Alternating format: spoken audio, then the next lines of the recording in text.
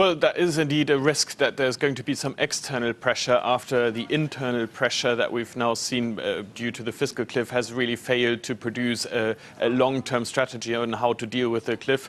External pressure might be what's coming up, but external pressure only from the rating agencies is unlikely to have a massive impact. We've seen that before in several countries when countries lose a AAA rating, or even if they lose a little bit more than that, that's not necessarily having an impact on borrowing costs, which would, of course, help to focus US policymakers. But the fiscal cliff has produced some austerity, modest austerity. That's probably enough to allow the US economy to still grow this year, which is a good thing for the US. What rate are you looking at this year? Sorry? What rate are you looking at for growth this year in the US?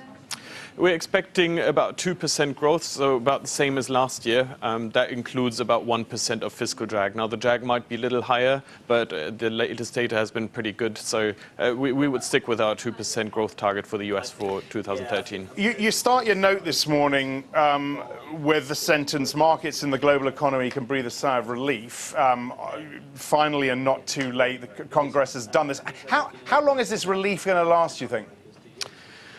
Well, if the US does not impose extra massive fiscal austerity, then this sigh of relief should really stay. But of course, we have probably once again noisy negotiation ahead of us heading into February with the debt ceiling hitting, and at the same time the postponement of these automatic spending cuts will expire at the end of February as well. So we're going to have once again pretty noisy negotiations. But one thing that we've learned both in 2011 and now, US politicians will in the end do enough to avert major disaster striking the economy, at least if it's of their own making, and compromise in the end. So we also expect that for February, and probably markets will be pretty sanguine about that as well.